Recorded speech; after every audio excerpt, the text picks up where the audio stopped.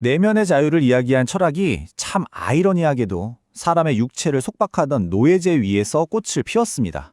고대 로마라는 거대한 무대에서 이 어울리지 않는 두 풍경이 어떻게 함께 존재할 수 있었을까요? 로마의 막강한 권력자이자 스토아 철학자였던 세네카가 남긴 말입니다. 하지만 그가 살았던 시대의 현실은 참혹한 노예제 사회였죠. 그리고 이 역설을 그야말로 온몸으로 보여준 인물이 있습니다. 바로 노예에서 철학자가 된 에픽테토스입니다. 스토아 철학의 핵심은 이거였습니다. 인간의 진짜 가치는 사회적 신분이나 재산 같은 외적인 게 아니라 오직 그 사람의 내면, 마음에 달려있다는 거죠.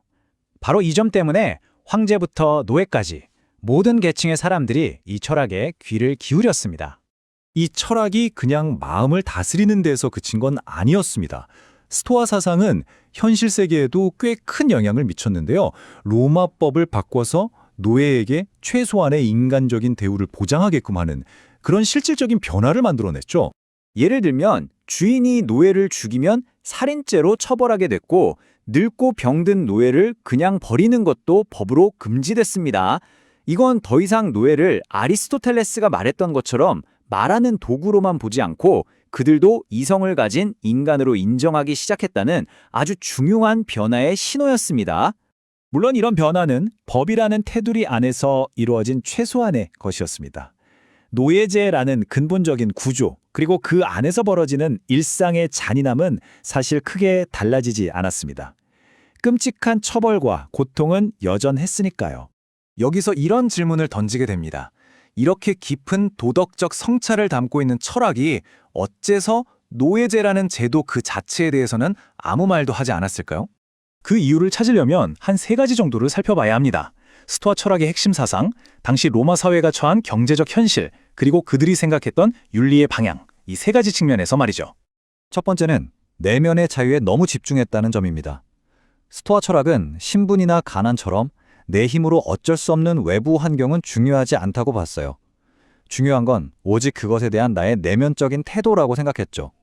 이게 물론 불합리한 현실을 견디게 하는 힘이 되기도 했지만 다른 한편으로는 그 현실을 굳이 바꿀 필요가 없다는 생각으로 이어지기도 했습니다. 두 번째 이유는 아주 현실적인데요. 바로 경제 문제입니다. 고대 로마라는 거대한 문명은 사실상 노예 노동이 없으면 돌아갈 수 없는 사회였어요. 비유하자면 오늘날 우리 사회에서 전기가 사라지는 것과 마찬가지였죠. 그러니 노예제 자체를 없앤다는 건 당시 사람들에게는 상상조차 하기 어려운 일이었습니다. 그리고 세 번째, 이게 좀 씁쓸한데요.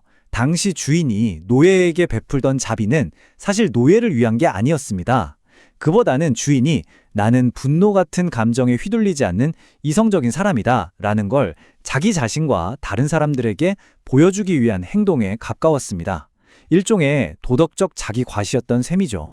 결론적으로 보면 스토아 철학은 체제를 뒤엎는 혁명의 불꽃이 되기보다는 사람들이 각자의 자리에서 고통을 견디게 만들어서 기존 체제를 더 안정적으로 유지시키는 역할을 한 거죠.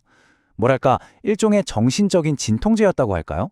후대에 와서 철학자 헤겔은 바로 이런 스토아적인 태도를 아주 날카롭게 비판합니다. 그는 스토아 철학을 거대한 힘 앞에서 개인이 느끼는 어쩔 수 없는 무력감에서 태어난 사상으로 봤습니다.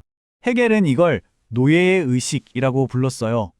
현실의 족쇄는 끊어낼 힘이 없으니까 대신 내 마음만큼은 자유로워라고 선언하면서 자기 내면의 성으로 숨어버리는 철학이라는 거죠.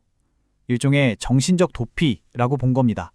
헤겔의 시선으로 보면 이건 진짜 자유가 아니었습니다.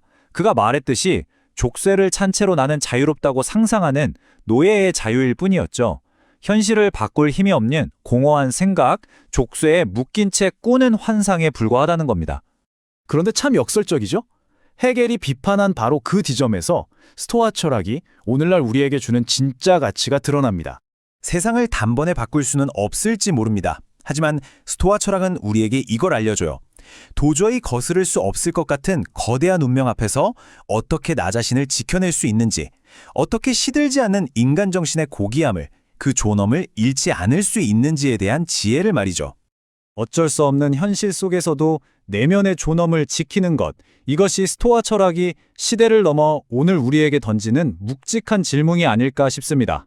여러분은 어떻게 당신의 존엄을 지키시겠습니까?